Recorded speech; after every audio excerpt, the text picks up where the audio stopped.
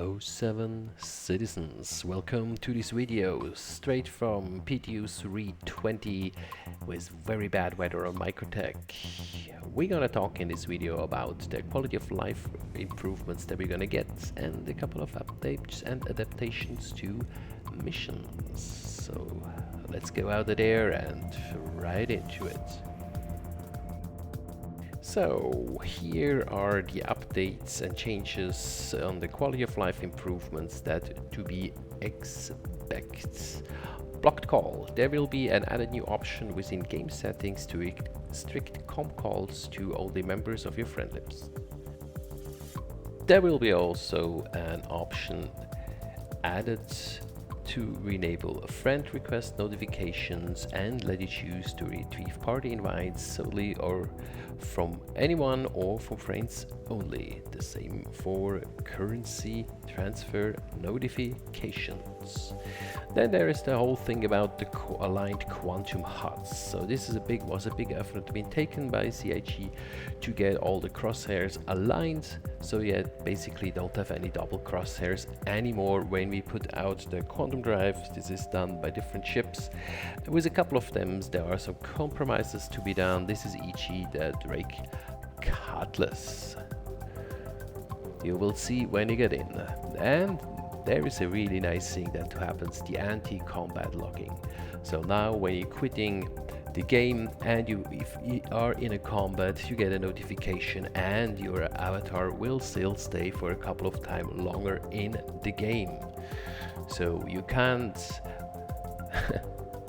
whine out the easy way from combat anymore, so you have to stay it and you get taken down. So be ready to fight. Now in the filler stations on board of the Reclaimer and the Vulture, you can create RMC canisters. This is part of the tool creation. That's a pretty nice thing. The Mobiglass readability will be improved and has now a darker underlay. That's a good thing to have. And here's the cool thing, MFD persistence.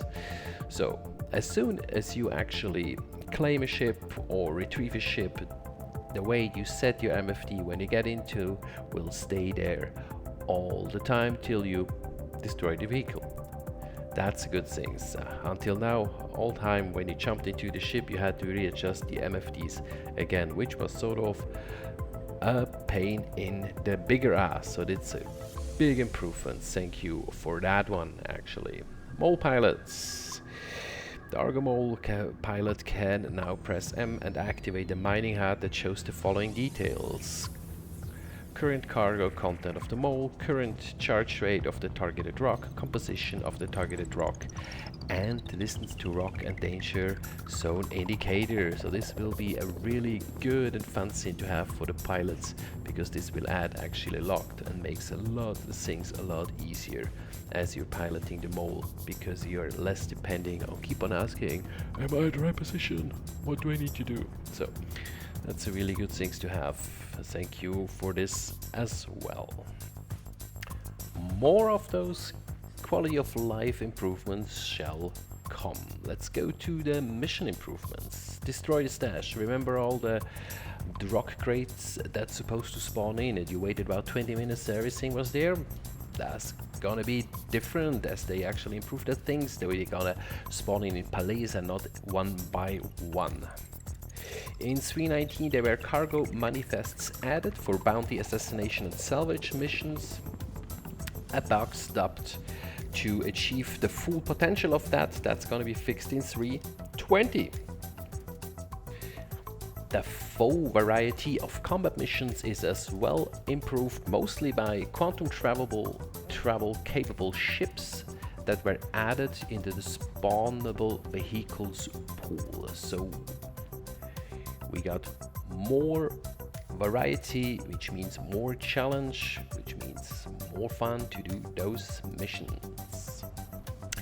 The area hack prevention counter missions can now be accepted by more than one player. This means you actually will get someone to come in and it's not your friend taking it, to make sure that no one gets it. A couple of takeaway and food things are fixed, so you can actually put them back and drink them and all these kind of things. A ledge grab will come, a new mission feature which allows the player to ledge grab something mid-air, which will significantly improve our climbing ability. And this will bring changes to the prison escape missions and other stuff. Players will not classify it as to be hostile anymore when they are in the teams and they shoot each other. That's actually a good thing. It's gonna be fun. The impound timers are less lenient since the removal of Olisar means there are no longer ATC controlled landing pads right next to each other. So the time spent trespassing in landing areas is also remembered for a time to prevent it from being reset to constantly dipping in and out. Salvage missions can now be abandoned per player without the mission being pulled from the party members. And when you've done 50% of scraping of a ship's hull in a salvaging mission and you abandon it, the mission is considered as complete. This allows players with small salvage ships to be able to unlock the medium ships. And changes have been made to the start of the prison escape route to ensure players cannot break into the main prison via conventional means. And they added a screen notification if you trespass the system to tell the players which faction owns the area and they are entering. This will be the quality of life improvement and the mission changes and adaptations that's to be expected with 3.20. I'm very excited and happy that these changes starting and to hear that more of those will be implemented.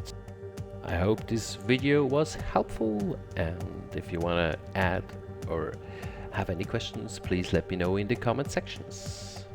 I look forward to see you out in the verse. 07 citizens.